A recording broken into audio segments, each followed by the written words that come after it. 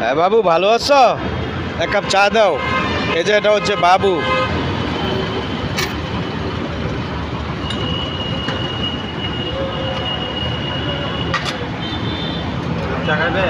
রং চা দাও। এটা কি দিছো? পানি নাই? ইস রে, এত করা চা খাওয়া যায়? দাও সে কি লাল। ভিডিও বানাইতেছি, ভিডিও।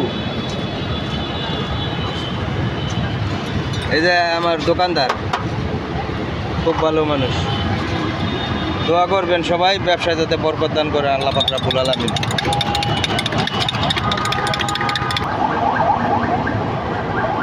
চায়ের দাওয়াত রইল সবার।